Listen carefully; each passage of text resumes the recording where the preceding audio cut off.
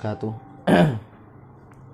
Innal hamdalillah nahmaduhu wa nasta'inuhu wa nastaghfiruh wa na'udzu billahi min syururi anfusina wa min sayyiati a'malina may yahdihillahu fala mudhillalah wa may yudlil fala hadiyalah.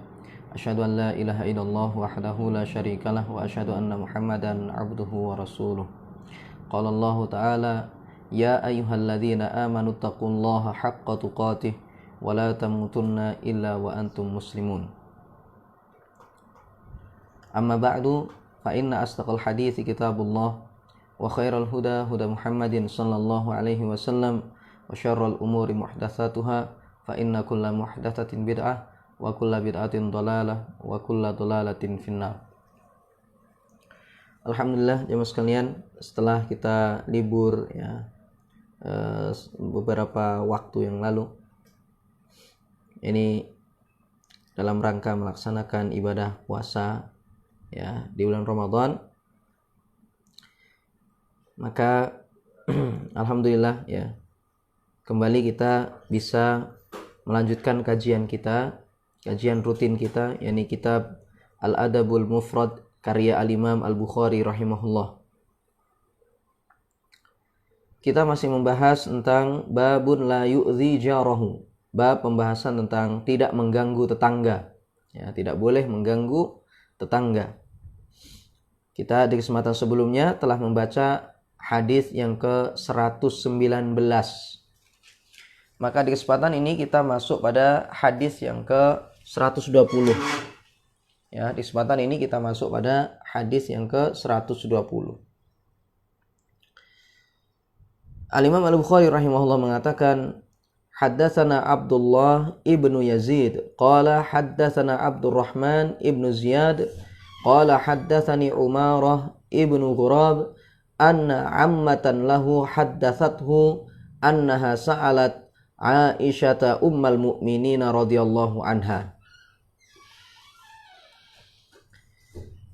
Kata Imam Al-Bukhari rahimahullah, telah mengajarkan kepada kami Abdullah ibnu Yazid. Dia berkata, telah mengajarkan kepada kami Abdurrahman bin Ziyad.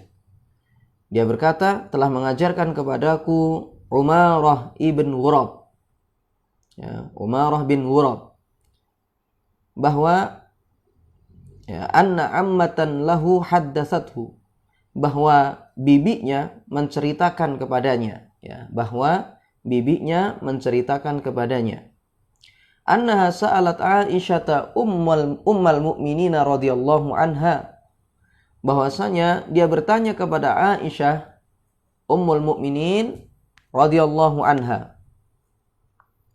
Faqalat inna zawja ihdana yuriduha fatamna'uhu nafsaha imma an takuna ghadaba aw lam takun nashitatan fahal alaina fi dhalika min harajin.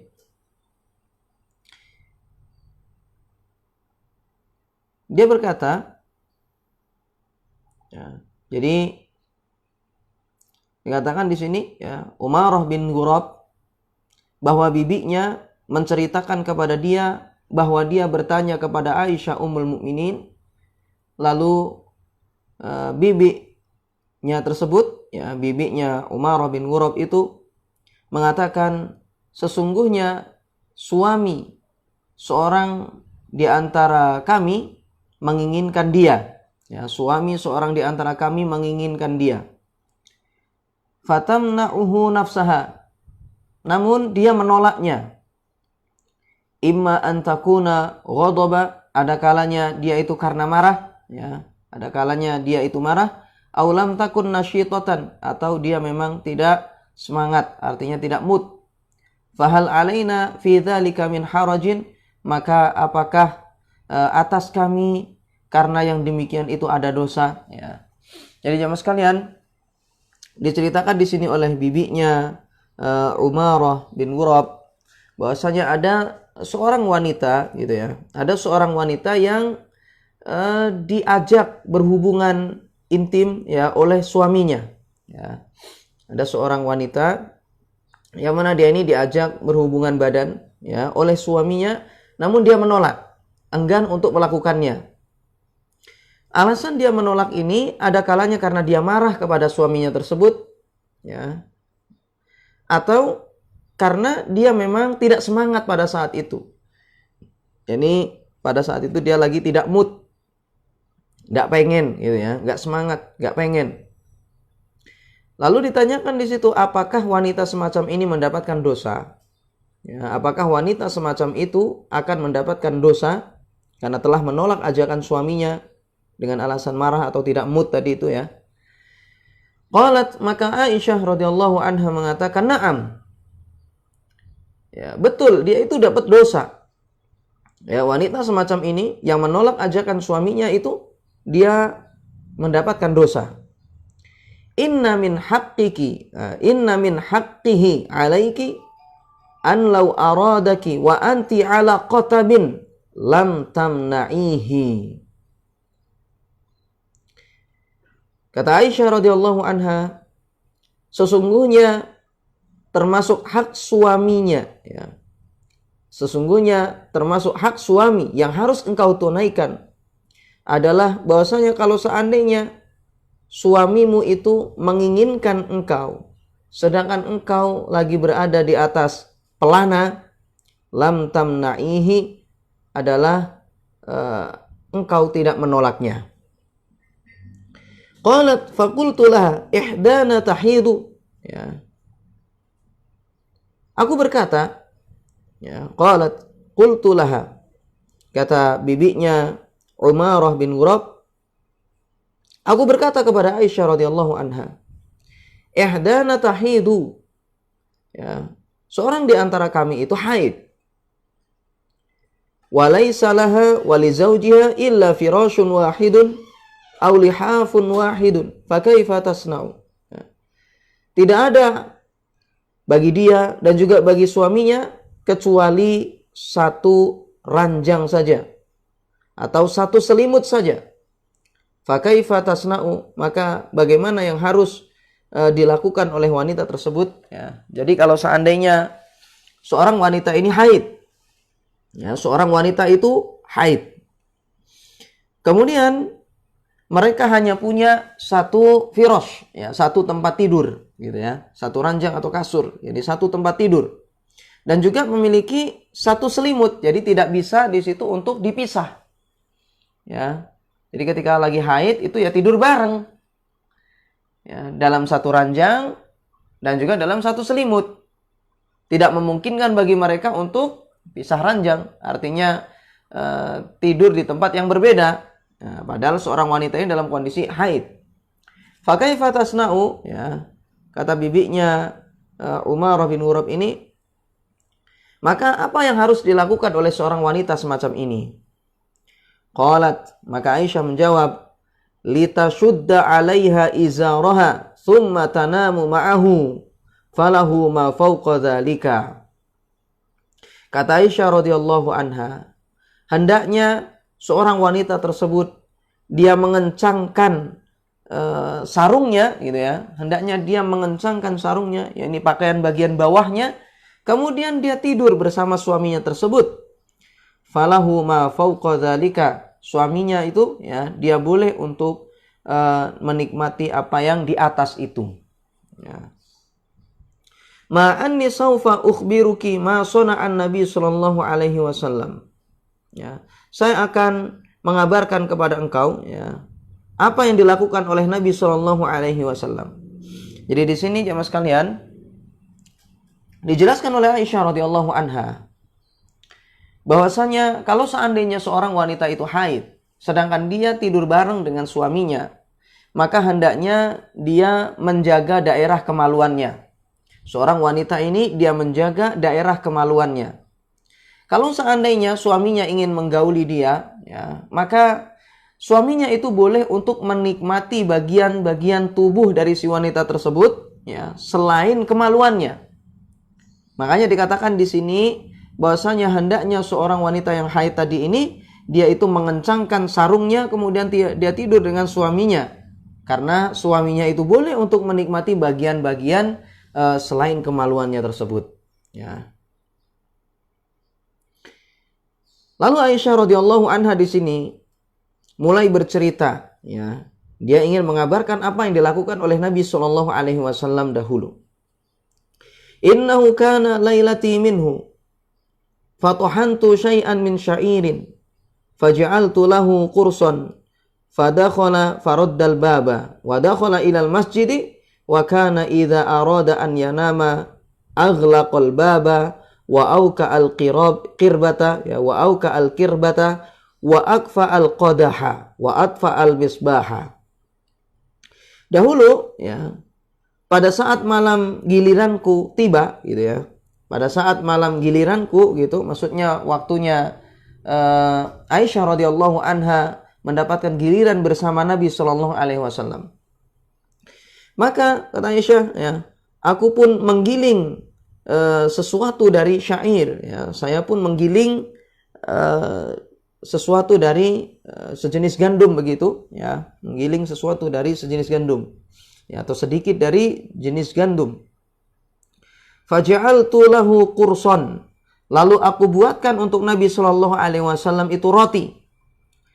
Fadakhala faraddal baba, lalu Nabi Shallallahu Alaihi Wasallam pun masuk, lalu beliau pun menutup pintu, ya, masuk lalu beliau menutup pintu. Wadakhala ilal masjid, dan Nabi Shallallahu Alaihi Wasallam masuk ke dalam masjid. Ya. Wa kana idza arada an yanama aghlaqal baba. Ya. Dan Nabi wadakhala ilal masjid, dan Nabi SAW telah masuk ke dalam masjid. Gitu ya. Afan. Wadakhala ilal masjidi, dan Nabi Shallallahu Alaihi Wasallam telah masuk ke masjid. Wa kana idza arada an yanama aghlaqal baba. Dan Nabi Shallallahu Alaihi Wasallam apabila ingin tidur maka beliau menutup pintu. Wa auka al qirbata, dan menutup wadah air. Wa akfa al qadaha, dan beliau juga menutup cawan, gitu ya. Wa atfa al misbaha, dan beliau juga mematikan lampu.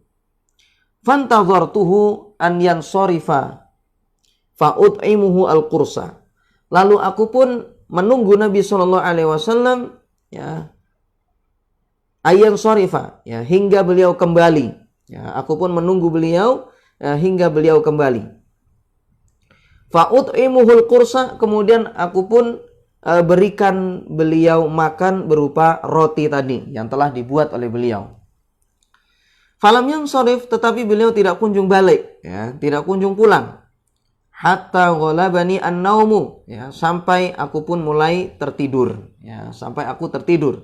Jadi Aisyah radhiyallahu anha di sini, ya, menceritakan bahwasanya Nabi Shallallahu Alaihi Wasallam sebelum tidur yang biasa dilakukan itu ditutup pintunya, itu ditutup pintunya, dan itu tentunya supaya nanti, ya, orang tidak bisa melihat ke dalam kalau seandainya melakukan aktivitas yang memang tidak layak untuk dilihat, seperti membuka aurat dan yang semisalnya, ya. Maka Rasulullah pada saat itu, ya, ketika mau tidur maka beliau menutup pintu. Dan beliau juga menutup wadah-wadah seperti wadah air dan juga cawan, gitu ya. Jadi wadah-wadah semacam itu maka beliau tutup, ya, atau juga dibalik, ya, supaya nanti juga hikmahnya, ya, tidak ada sesuatu yang masuk ke sana. Karena ketika seorang itu tidur, ya, mas sekalian, maka tidak tahu, ya, mungkin ada hewan-hewan yang masuk ke dalam wadah-wadah tersebut. Ya, dan itu bisa juga menimbulkan penyakit, ya, kalau seandainya terbuka seperti itu. Sedangkan orang ini misalnya dalam kondisi tidak tahu ada hewan yang masuk di situ, ya, dan padahal dia membawa penyakit.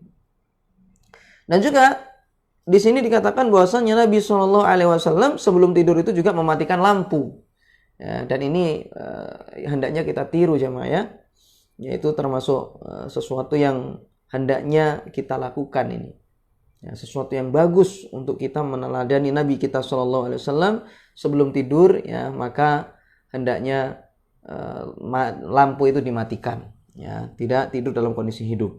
Dan ini juga kalau masalah hikmahnya, jemaah sekalian, juga bagaimana kalau seandainya lampu, kalau dulu itu pakai api, ya, itu kalau seandainya ditabrak hewan bisa terjadi kebakaran misalnya, ya. Kemudian juga mungkin ada kemungkinan-kemungkinan yang lain ya. Ya kalau sekarang pakai listrik misalnya ya, ya khawatir mungkin kebakaran atau yang semisalnya ya. Kemudian juga supaya ya, ada yang bilang katanya supaya mata itu benar-benar istirahat ya. Dan juga otak itu kalau lampu itu mati ya, ketika tidur, seorang itu tidur misalnya lampu dalam kondisi mati, maka akan benar-benar istirahat ya, mata istirahat dan juga otak itu pun akan istirahat. Dan kalau lampu itu masih hidup, ada yang bilang istirahatnya itu bisa kurang maksimal ya. Jadi istirahatnya otak dan mata itu kurang maksimal. Wallahu alam. Nah, kemudian Aisyah radhiyallahu anha di sini jamaah sekalian menunggu Nabi sallallahu alaihi wasallam ya, menunggu Nabi sallallahu alaihi wasallam hingga pulang. Tujuannya adalah agar nanti Nabi Shallallahu Alaihi Wasallam dikasih roti yang telah dibuat oleh Aisyah tadi itu. Karena Aisyah sambil menunggu Nabi Shallallahu Alaihi Wasallam, ya pada saat itu membuatkan makanan untuk Rasulullah. Ini luar biasa sekali ya. Hendaknya ditiru gitu ya. Hendaknya ditiru. Yaitu seorang istri itu ya, ketika suaminya itu lagi pergi keluar, ya, hendaknya ketika pulang itu dia siapkan ya. Ya, dia siapkan atau dia sambut dengan makanan-makanan tertentu atau dengan apa saja yang disukai oleh suaminya. Namun ketika Aisyah radhiyallahu anha menunggu Nabi sallallahu alaihi wasallam, ya, falam yansharif, Rasulullah tidak kunjung balik hatta ghalabani an-naum, kata Aisyah, sampai saya tertidur. Ya, ditunggu-tunggu enggak balik-balik sampai beliau tertidur pada saat itu. Wa auja'ahu al-bardu, dan beliau terkena kedinginan ya, beliau terkena kedinginan. Jadi tiba-tiba Rasulullah di situ kedinginan. Fa'atani fa'aqamani ya. Kemudian Nabi SAW mendatangi aku, wa aqamani ya, fa'aqamani, lalu beliau membangunkan aku. Jadi Rasulullah datang-datang tiba-tiba dalam kondisi kedinginan ya, Rasulullah datang-datang dalam kondisi kedinginan. Kemudian ketika datang kedinginan seperti itu, maka Rasulullah langsung membangunkan Aisyah radhiyallahu anha. Summa qala adfi'ini.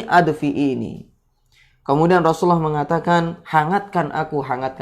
Ya, datang-datang dalam kondisi kedinginan pada saat itu, ya mungkin menggigil begitu, ya kedinginan. Lalu Rasulullah minta kepada Aisyah radhiyallahu anha agar beliau dihangatkan badannya.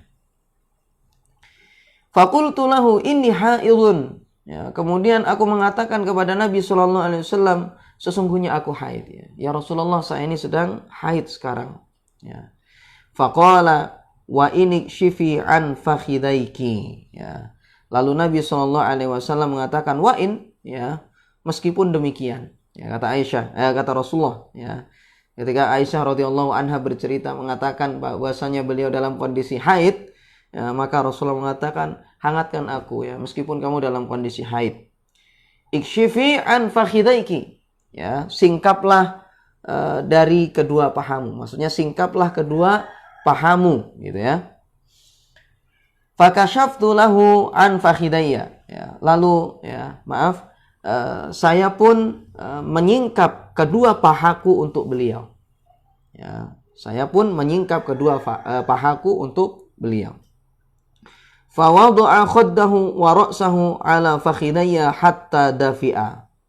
Lalu Nabi sallallahu alaihi wasallam meletakkan pipinya dan kepalanya itu di antara atau di kedua pahaku ya, di kedua pahaku. Rasulullah meletakkan pipinya dan kepalanya di kedua pahaku ya, hatta dafi'a, sampai hangat ya, sampai beliau hangat ya. Jadi di situ Rasulullah minta agar Aisyah membuka pahanya gitu ya. Kemudian kedua pahanya dibuka, kemudian habis itu Rasulullah meletakkan pipi dan kepalanya itu di paha Aisyah radhiyallahu anha agar beliau memperoleh kehangatan pada saat itu. Fa aqbalat syatun li jarina dajinatun fadakhalat. Summa amadat ilal qursi fa akhadathu summa adbarat bihi. Lalu tiba-tiba gitu ya, tiba-tiba datanglah seekor kambing piaraan tetangga kami gitu ya. Jadi datanglah seekor kambing piaraan tetangga kami, fadakhalat, lalu dia masuk. Ya. Jadi datang dia itu ya kambing tiba-tiba datang gitu. Summa amadat ilal kursi fa akhadathu. Kemudian dia menuju ke roti tadi itu lalu dia mengambilnya. Ya, padahal Aisyah radhiyallahu anha tadi sudah capek-capek membuatin roti untuk Rasulullah. Pada saat itu kemudian ternyata dicuri oleh kambing milik tetangga ya. Dicuri oleh kambing milik tetangga. Summa adbarat, dia kemudian dia bawa pergi ya roti tadi itu. Jadi udah capek-capek malah dicuri kambing ya rotinya tadi. Qalat wa qaliqtu anhu wastaiqadha an-nabiy sallallahu alaihi wasallam fabadartuha ilal bab. Kata Aisyah radhiyallahu anha, dan saya pun menggerakkan badanku ya, dari Nabi Shallallahu Alaihi Wasallam. Ya, jadi padahal kan Rasulullah tadi kan tidur di paha Aisyah, ya, di paha Aisyah. Tetapi gara-gara kejadian tadi itu maka Aisyah menggerakkan badan. Ya. Nah ini, jadi tidak langsung di situ Rasulullah ditinggal begitu, tidak. Ya, tidak langsung ditinggal, ya, tidak langsung lompat begitu ngejar, ya, enggak. Tetapi Aisyah cuma menggerakkan badan saja. Hati-hati sekali ya, karena ada Rasulullah di situ yang sedang berada di atas paha Aisyah radhiyallahu anha. Dan Nabi Shallallahu Alaihi Wasallam pun beliau bangun. Ya, ketika bangun, fabadartuha ilal bab. Lalu saya pun mengejarnya menuju pintu. Ya, langsung di situ dikejar oleh Aisyah radhiyallahu anha kambing tadi itu. Ya, faqala Nabi Shallallahu Alaihi Wasallam. Lalu Nabi Shallallahu Alaihi Wasallam mengatakan, khudi ma adrakti min kursiki wala tu'zi jaraki fi syatihi. Ya. Jadi kata Nabi sallallahu alaihi wasallam, khudi ma adrakti min kursiki. Roti yang kau dapat ambil. Ya, roti yang kau dapati ambil. Wala tu'zi jaraki fi syatihi, ya, tetapi janganlah kamu itu mengganggu tetanggamu sebab kambingnya dia tadi. Baik jemaah sekalian, hadis ini sangat panjang sekali ya, yang menceritakan tentang bagaimana Aisyah radhiyallahu anha memperlakukan Nabi Shallallahu Alaihi Wasallam ya ketika atau apa yang dilakukan oleh Nabi Shallallahu Alaihi Wasallam kepada Aisyah radhiyallahu anha pada saat itu ya, yang mana Aisyah pada saat itu sedang dalam kondisi haid. Dari sisi sanad ya mas kalian, hadis ini derajatnya sanadnya dhaif. Ya. Dari sisi sanad maka hadis ini derajatnya adalah dhaif. Namun makna-makna yang ada di dalamnya itu layak untuk diamalkan. Ya, makna-makna yang ada dalam hadis ini itu memang layak untuk diamalkan karena berdasarkan dalil-dalil yang lain. Seperti misalnya jemaah sekalian, dalam hadis tadi itu dijelaskan oleh Aisyah radhiyallahu anha bahwasanya kalau seandainya seorang wanita itu diajak oleh suaminya untuk berhubungan badan kemudian dia menolak, maka itu dosa. Jadi misalnya suaminya ya sedang menginginkan dia, suaminya sedang menginginkan dia, mengajak dia untuk berhubungan badan. Misalnya, sedangkan misalnya seorang wanita ini lagi marah, ya, lagi tidak mood misalnya, kemudian akhirnya gara-gara itu dia menolak ajakan suaminya, maka itu adalah perbuatan haram, perbuatan yang tidak dibolehkan. Kenapa demikian? Hal ini berdasarkan juga dalam hadis, ya, berdasarkan hadis yang diriwayatkan oleh Imam Bukhari dan Muslim, yaitu Nabi Shallallahu Alaihi Wasallam bersabda, "Idza da'a ar-rajulu imra'atahu ila firashihi falam ta'ti la'anathal malaikatu hatta tusbiha."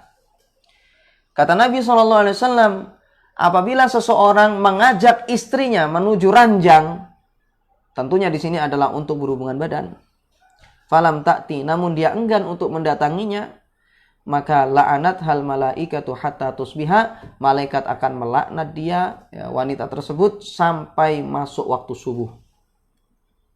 Jelas dari hadis ini menunjukkan bahwasanya haram bagi wanita ya untuk menolak ajakan suaminya untuk melakukan hubungan badan.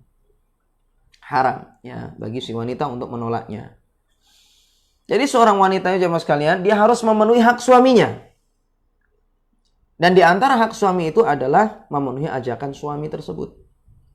Ya. Jadi dia harus bersabar. Ya, dia harus bersabar. Ya, makanya sebenarnya jemaah sekalian, ya memang berat untuk masalah ini ya, ujian bagi para wanita. Ya, ujian bagi para wanita. Ya, karena kadang wanita memang nggak mood ya, kalau diajak itu kadang dia lagi nggak sreg gitu, atau dia lagi emosi misalnya. Maka wanita di sini harus berjihad ya, sabar dalam menghadapi semacam ini ya, dalam melaksanakan kewajibannya. Dia harus bersabar. Kalau seandainya seorang wanita ini menolak, maka dia telah terjatuh ke dalam dosa besar. Ya. Karena tadi itu ya, kalau menolak ajakan suami maka dilaknat oleh malaikat sampai masuk waktu subuh. Ya. Harus bersabar seorang wanita itu. Kemudian tadi dijelaskan misalnya, bagaimana kalau seandainya seorang wanita itu diajak oleh suaminya berhubungan badan, namun dia dalam kondisi haid. Padahal misalnya Allah Subhanahu wa taala kan dalam Al-Qur'an sudah berfirman, fa'tazilun nisaa fil mahid. Ya, fa'tazilu an-nisaa fil mahid. Jadi kata Allah, jauhilah wanita-wanita itu ya ketika haid. Maksudnya di situ adalah jangan melakukan hubungan badan dengan dia, dengan wanita yang haid. Yas'alunaka 'anil mahid. Qul huwa adam fa'tazilun nisaa fil mahid. Kata Allah Subhanahu wa taala, mereka bertanya kepadamu wahai Muhammad ya tentang darah haid. Katakanlah dia itu adalah sesuatu yang kotor ya. Maka jauhilah wanita itu ketika haid. Ya, maksudnya di situ jangan melakukan hubungan badan. Namun harus kita perhatikan di sini jemaah sekalian. Yang dilarang itu adalah memasukkan zakar ke dalam farji istrinya yang haid tadi. Jadi yang dilarang di situ adalah jima. Ya, maaf. Jadi yang dilarang di situ adalah jima. Adapun menikmati anggota tubuh wanita, ya, maksudnya di sini wanita yang haid ini ya, bagian-bagian tubuh yang lainnya maka itu masih boleh untuk dinikmati oleh suaminya. Jadi wanita nggak boleh menolak. Karena Nabi SAW mengatakan, isna'u kulla syai'in illan nikah. Kerjakan segala sesuatu kepada istrimu yang haid, maksudnya kecuali jima. Ya, jadi yang dilarang itu adalah jima itu. Adapun yang lain-lain maka boleh. Ya, yang lain-lain itu boleh. Makanya kan tadi kalau dalam hadis ini tadi ya, itu kan dijelaskan hendaknya seorang wanita itu dia mengikat atau dia mengencangkan sarungnya. Ya, maksudnya apa? Supaya suaminya itu tidak menikmati daerah-daerah di kemaluannya itu. Ya, ini. Adapun di bagian tubuh yang lain, maka itu boleh seorang suami itu untuk menikmati istrinya ya. Ya, jadi di bagian-bagian selain farji, selain kemaluan, ketika istri lagi haid. Ya, dan seorang istri tidak boleh menolak ajakan suaminya. Dia harus bersabar gitu ya. Karena suami masih punya hak untuk menikmati tubuhnya pada saat itu.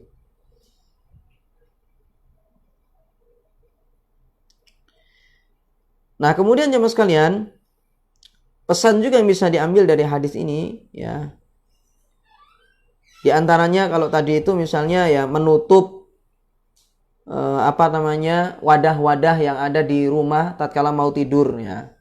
Nah, maka ini memang sesuatu yang bagus seperti kita jelaskan tadi itu ya, supaya nanti tidak ada hewan yang membawa penyakit yang masuk ke situ, ke wadah-wadah tersebut. Ya, apalagi misalnya naudzubillah min dzalik ya, ini ada hewan-hewan beracun mungkin ya membawa penyakit atau racun di situ. Ya. Kalau seandainya wadahnya dalam kondisi tertutup maka selamat. Ya, pemiliknya selamat. Gitu. Tapi kalau seandainya terbuka maka kalau dia tidur ada hewan yang beracun ini masuk ke situ misalnya bawa racun, maka ini berbahaya. Dan juga tadi itu misalnya seorang sebelum tidur ya mematikan lampu, ya, maka itu juga bagus. ya, mematikan lampu, ya, maka itu adalah sesuatu yang bagus, ya. Dari sisi keamanan, hemat misalnya, karena juga ketika orang tidur ngapain juga gitu. Ya, lampunya dalam kondisi hidup, ya, buang-buang minyak atau listrik juga ya. Padahal tidak bermanfaat pada saat itu.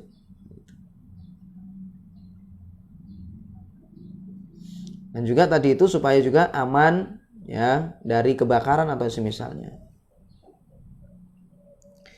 Nah, kemudian pesan juga di dalam hadis ini yaitu agar seseorang itu jangan sampai mengganggu tetangganya. Kalau tadi dikatakan dalam hadis ini, khudhi ma adrakti min kursiki wala tu'dhi jaraki fi syatihi. Ketika rotinya Aisyah tadi itu dicuri oleh kambingnya tetangga gitu ya. Maka dalam hadis tadi dikatakan hendaknya ambil saja rotinya yang masih bisa diambil gitu ya. Tetapi jangan mengganggu tetanggamu sebab atau karena kambingnya tadi gitu. Dan ini juga bagus untuk dipraktekkan. Karena kadang kita ini jamaah sekalian itu nggak sabar. Misal ketika kucingnya tetangga kadang ya, misalnya ya, ngambil barang-barang kita langsung kita lempar sampai patah kakinya mungkin ya, sampai pincang. Kan seharusnya kan tidak seperti itu. Gara-gara itu misalnya sampai terjadi pertengkaran, ya, cuma gara-gara hal-hal sepele. Nah ini, jadi hendaknya kita itu bersabar. Kalau seandainya memang ada hewan-hewan tetangga kita yang ya mengganggu kita gitu ya, itu sabar. Jangan sampai gara-gara hewannya kemudian kita punya masalah dengan tetangga itu gitu. Nah, dan ini bagus kalau seandainya diterapkan semacam itu. Ya, kita hendaknya bersabar. Nah, ya kalau seandainya kita misalnya terganggu dengan hewan tetangga, ya kita hendaknya datang ke tetangga itu dengan baik-baik ya. Ya, jadi misalnya kita ngomong sama dia bahwasanya hewannya itu tolong dijaga. Kita bicara dengan baik-baik. Gitu. Kemudian habis ini kalau seandainya memang dia mencuri sesuatu gitu ya, maka ngomong saja baik-baik kepada tetangganya. Ya, jadi jangan sampai terjadi permusuhan gara-gara hewan tetangga. Ini kalau seandainya kita terapkan jamaah sekalian itu luar biasa sekali. Benar-benar hubungan antara satu tetangga dengan tetangga yang lain itu sangat terjaga sekali. Ya, karena kadang sebagian kita itu tidak terkontrol ya. Ya, baru ayam misalnya masuk langsung dilempar. Baru kambing tetangga misalnya datang lewat depan rumah langsung dilempar, misalnya dikejar-kejar, dilempar. Ini gimana? Hewan nggak ngerti apa-apa ya. Hewan nggak ngerti apa-apa. Karena dia juga punya keterbatasan dari sisi akal ya. Dia nggak punya akal juga. Jadi jangan sampai kita rusak hubungan dengan tetangga gara-gara hal semacam itu. Ya, kalau seandainya ada masalah dengan hewan tetangga ya kita datangi saja tetangganya. Ya. Bicara baik-baik bahwasanya lagi terganggu gara-gara hewannya gitu. Namun jangan sampai terjadi permusuhan.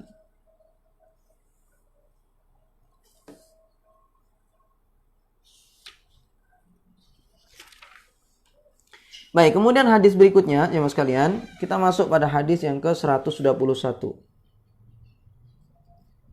Hadis yang ke-121. Dikatakan di sini haddatsana Sulaiman ibnu Dawud Abu Rabi'. Qala haddatsana Ismail ibnu Ja'far qala haddatsana Al-Ala ibnu Abdurrahman an abihi an Abi Hurairah anna Rasulullah sallallahu alaihi wasallam qala la yadkhulul jannata man la ya'manu jaruhu bawa'iqahu.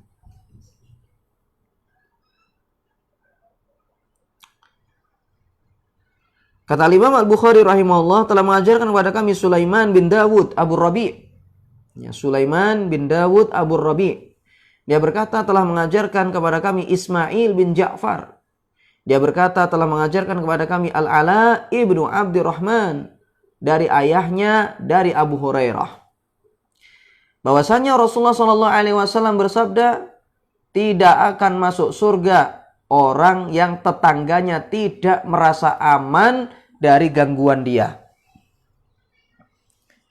Tidak masuk surga orang yang tetangganya tidak merasa aman dari gangguan dia. Jadi hadis ini menunjukkan ancaman bagi orang-orang yang suka mengganggu tetangganya. Makanya ini harus kita perhatikan jemaah sekalian. Jangan sampai tetangga kita itu terganggu gara-gara perbuatan-perbuatan kita ini. Ya, nyetel TV keras-keras. Misalnya ya. Nyetel apa misalnya itu. Kaset-kaset atau salon misalnya. Suaranya keras sekali. Sampai mengganggu tetangga misalnya. Dan ini pernah dulu kita singgung tentang masalah ini. Ya, kadang-kadang kita itu tidak perhatian tentang masalah ini ya. Ngaji saja kalau seandainya dengan suara keras lalu mengganggu tetangga itu hendaknya jangan dilakukan gitu. Ya ngaji biasa saja dengan suara yang biasa. Jangan sampai dengan suara yang keras kemudian habis itu mengganggu tetangga. Ya. Murotal pun ya misalnya padahal itu kan bagus. Nyetel murotal misalnya ya. Tapi hendaknya ya didengar sendiri gitu. Artinya kalau seandainya dikeraskan ya jangan sampai mengganggu tetangga. Kalau seandainya tetangganya terganggu maka ini perbuatan zalim tentunya. Tidak boleh ya. Apalagi misalnya naudzubillah min dzalik ya, yang disetel itu adalah sesuatu yang haram. Seperti misalnya alat-alat musik begitu ya dikeraskan sampai tetangganya ngomong aja harus mengeraskan suara. Mau bicara aja kadang nggak kedengeran ya. Nah ini maka ini jemaah sekalian ya harus kita perhatikan ini dan ini termasuk dosa besar ini jemaah. Mengganggu tetangga itu ya termasuk dosa besar. Kalau dalam hadis ini dijelaskan nggak akan masuk surga tuh orang semacam itu. Nggak akan masuk surga ya seorang yang dia itu membuat tetangganya itu terganggu sampai tidak merasa aman gitu ya. Nah para ulama jelaskan tidak masuk surga di sini kalau seandainya orang itu memang menghalalkan perbuatan itu maka dia selama-lamanya nggak akan masuk surga karena dia telah kafir. Kalau dia menghalalkan perbuatan tersebut, ya menghalalkan untuk mengganggu tetangga. Jadi misalnya dia nganggap halal ganggu tetangga itu tidak apa-apa, misalnya ngomong kayak gitu, misalnya menghalalkan, meyakini boleh perbuatan semacam itu, maka orang semacam ini telah kafir. Kalau kafir berarti dia masuk ke dalam neraka dan kekal di dalamnya. Selama-lamanya nggak akan masuk surga. Jadi selama-lamanya dia tidak akan masuk surga. Kalau dia menghalalkan perbuatan tersebut. Kalau dia melakukan itu, namun karena hawa nafsunya gitu ya. Jadi dia melakukan itu bukan karena menghalalkan perbuatan tersebut, tetapi dia melakukan itu ya karena hawa nafsunya, nggak ada kerjaannya. Dia yakin bahwasanya perbuatan dia itu salah, dosa, tapi gara-gara hawa nafsunya dia terkalahkan oleh hawa nafsunya sehingga dia lakukan misalnya. Maka orang semacam ini dia masuk ke dalam neraka, namun dia kalau muslim ya tidak akan kekal ya di dalamnya itu. Namun bagaimanapun juga dia tidak langsung masuk ke dalam surga. Harus dia itu diadab dulu. Ya, sampai sudah tertunaikan hukuman itu kepada dia, baru dia masuk ke dalam surga. Ya, ini kalau seandainya seorang itu mengganggu tetangganya. Kalau menghalalkan perbuatan itu maka dia kekal dalam neraka, selama-lamanya nggak akan masuk surga. Kalau seandainya ya dia tidak menghalalkan itu, dia meyakini dirinya dosa namun terkalahkan oleh hawa nafsunya gitu ya, maka dia akan masuk ke dalam neraka ya, dihukum dulu oleh Allah Subhanahu wa taala ya. Lalu kemudian setelah dihukum baru dia nanti masuk ke dalam surga. Intinya dia tidak masuk surga langsung. Ya, tidak masuk surga langsung. Makanya jamaah sekalian ya, kita jaga hubungan baik dengan tetangga itu jamaah ya. Tutur kata kita misalnya ya, jangan sampai orang itu setiap kali sama kita misalnya terganggu terus. Setiap kali duduk sama kita tersakiti hatinya gitu. Itu jangan sampai semacam itu. Ya, hendaknya kita jaga tutur kata kita, sikap kita ya. Kalau misalnya buang sampah ya, kita jangan buang sampah ke depan rumah tetangga ya. Ya, buang sampah ya di tempatnya gitu. Jadi kita sediakan tempat sampah itu. Kalau memang kita mau buang ya di tempat yang sudah kita sediakan di rumah kita atau di depan rumah kita itu. Ya, di pelataran rumah kita misalnya. Taruh di situ, ada tempat, sediakan tempat sampah. Jangan nanti buang sampah sembarangan. Ya, kadang sebagian kita seperti itu ya, sampah dibuang sembarangan. Jadi nggak mikir tetangganya nanti terganggu atau tidak. Buang bungkus itu misalnya, bungkus-bungkus makanan depan rumah. Padahal depan rumahnya itu jalan. Tetangganya mau lewat ke sandung-sandung jadinya misalnya. Terganggu intinya. Tidak nyaman, merasa kotor gitu. Karena misalnya kalau kita itu buang sembarangan seperti itu pun juga membuat tetangga kita nggak nyaman gitu. Merasa lingkungannya tercemari.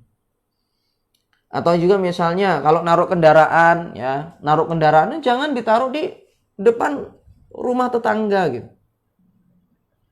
Ya hendaknya kita punya tempat sendiri gitu. Jadi jangan sampai tangga kita itu mau masuk rumah aja kesulitan gara-gara kendaraan kita. Ya. Naruh motor, mobil misalnya ya.